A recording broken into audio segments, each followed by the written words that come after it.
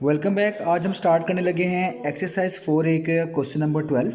तो 4A का जो क्वेश्चन नंबर 12 है इसकी स्टेटमेंट पढ़ लेते हैं। इसमें लिखा हुआ है find the product of 1/4 X square Y and 16/5 Y ji cube. Z के ऊपर 3 है तो इसको जी क्यूब पढ़ रहा हूँ मैं। तो हमने प्रोडक्ट फाइंड करके दिखाना है इन दो क्वांटिटीज़ का। प्रोडक्ट का मतलब होता है जब भी दो क्वांटिटीज़ मल्टीप्लाई हो रही होती हैं हम उनको प्रोडक्ट बोल रहे होते हैं, या आप कह ले या ये कहते हैं कि जी ये दो प्रोडक्ट हैं, आपने इनको सॉल्व करके दिखाना है, इनको मल्टीप्लाई करके दिखाना है। तो यहाँ पे भी वही मीनिंग हम यूज़ करेंगे कि हमने इन दोनों चीज़ों को प्रोडक्ट फाइंड करके दिखाने का मतलब है इन दोनों चीज़ों को हमने मल्टीप्लाई करके दिखाना है। तो आइए मैंने बोर्ड पे दोनों क्वांटिटीज़ लिख ली हैं, तो देखते हैं हम इन दोनों को मल्टीप्लाई करेंगे और किस तरह करेंगे और उसका क्या आंसर आएगा।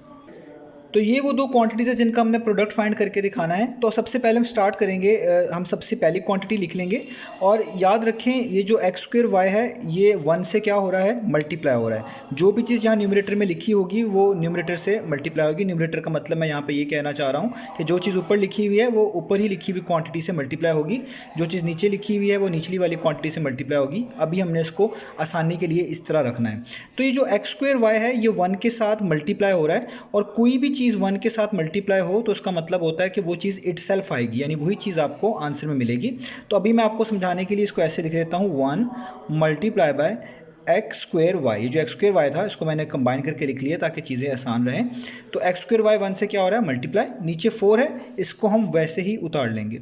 आप ऐसे भी सोच सकते हैं अगर इस एक्स स्क्वेयर वाई के नीचे कुछ भी नहीं है तो वो 1 है, तो 4 1 टाइम्स क्या हो जाता है, 4। आप इसको ऐसे भी सोच के यहाँ पे लिख सकते हैं। अब प्रोडक्ट फाइंड करना है तो बीच में मल्टीप्लाई का साइन आएगा।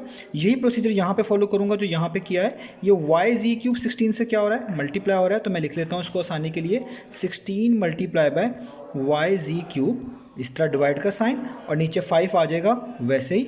अगर इस वाई जी क्यूब के नीचे यहाँ पे कुछ नहीं है तो बिल्कुल इस तरह ही अगर आप इसके नीचे भी 1 कंसिडर कर लें, लेट्स से आप सोच लें कि इसके नीचे भी कुछ नहीं है तो यानी 1 है, कंसिडर कर सकते हैं, तो 5 1 टाइम्स क्या हो गया, 5। तो आप इस तरह भी सोच सकते हैं। वैसे तो ये स्टेप इतना इंपॉर्टेंट नहीं है, लेकिन अगर आप इस तरह भी कर लें तो कोई इश्यूज़ नहीं है इसमें। तो कोई भी चीज़ 1 से मल्टीप्लाई होती है वो इटसेल्फ आती है, यानी एक्स स्क्वेयर वाई को 1 से मल्टीप्लाई करेंगे तो वो एक्स स्क्वेयर वाई आपके पास आएगा डिवाइडेड बाय 4, और यहाँ पे आपके पास 16 मल्टीप्लाई हो रहा है वाई जी क्यूब के साथ, तो यहाँ पे 16 वाई जी क्यूब आ जाएगा। आप इसको ऐसे भी कर सकते हैं कि इसके साथ कुछ नहीं लिखा हुआ तो 1 कंसिडर करें, 16 1 टाइम्स क्या होता है 16, और वाई जी क्यूब बिल्कुल साथ वैसे ही आ जाएगा, डिवाइडेड बाय 5 वैसे ही आ जाएगा। अब आपने ये चीज़ देखनी होती है कि जब भी मल्टीप्लिकेशन हो रही हो दो फ्रैक्शंस की तो उसमें आप क्रॉस कट कर सकते हैं। क्रॉस कट का मतलब है ऊपर नीचे कटिंग अप्लाई कर सकते हैं, क्रॉस कटिंग अप्लाई कर सकते हैं। तो ये दोनों कटिंग में से कोई भी जो पॉसिबल हो रही हो वो आप कट कर सकते हैं। तो सबसे पहले बात करते हैं इन नंबर्स की। तो 4 और 16, कोई ऐसा नंबर जो 4 को और 16 को डिवाइड करता हो वो हमने ढूंढना होता है। तो अगर आप नोटिस करें 4 के टेबल पर ही 16 भी आता है, यानी 16 जो है बेसिकली 4 पे डिवाइड होता है, और 4 भी 4 पे ही डिवाइड होता है। हमने ऐसा नंबर ढूंढना होता है जो सेम हो और इन दोनों नंबर्स को डिवाइड करें। तो वो नंबर है 4। तो 4 कितने टाइम्स 4 होता है, वो होता है 1 टाइम्स, और 4 कितने टाइम्स 16 होता है, वो होता है 4 टाइम्स। तो ये तो हो गई इनकी कटिंग। अब ऊपर नीचे कोई कटिंग यहाँ पे पॉसिबल नहीं है, यहाँ पे भी पॉसिबल नहीं है क्योंकि 1 आ चुका है। अब देखते हैं क्या कोई क्रॉस कटिंग हो रही है। तो 5 और एक्स स्क्वेयर वाई की कटिंग नहीं हो सकती, ये वेरिएबल है और ये नंबर है, और इस तरह यहाँ पे भी इसके अलावा कोई कटिंग नहीं हो सकती क्योंकि हर तरफ वेरिएबल और नंबर हैं। तो नंबर्स की कटिंग कर सकते हैं और वेरिएबल्स की कटिंग कर सकते हैं। तो इसका मतलब जो हमारे पास फाइनल आंसर बचता है वो ये बचता है, ऊपर बचेगा x square y multiply by, यहाँ से बचा 4 और साथ उसके बचा हुआ वाई जी क्यूब, लाइन लगा रहा हूँ डिवाइड का साइन, और नीचे बचा हुआ 1, ये मल्टीप्लाई बाय, और यहाँ पे बचा है 5, तो यहाँ पे लिख दिया 5। यानी ऊपर वाली न्यूमरेटर को न्यूमरेटर से मल्टीप्लाई और डिनोमिनेटर को डिनोमिनेटर से मल्टीप्लाई करवा दिया। ये स्टेप्स और भी रिड्यूस किए जा सकते हैं, लेकिन मैं हर स्टेप को एक्सप्लेन कर रहा हूँ, एलेबोरेट कर रहा हूँ ताकि चीज़ें आसान रहें। अब हमने मल्टीप्लाई करना है। तो 4 नंबर है तो यहाँ पे कोई नंबर नहीं है, आप खुद से कंसिडर कर सकते हैं 1, क्योंकि 1 किसी से भी मल्टीप्लाई कोई फ़र्क नहीं डालता है, इसलिए हम यहाँ पे कंसिडर कर लेते हैं 1। तो 4 1 टाइम्स कितना हो जाएगा, 4।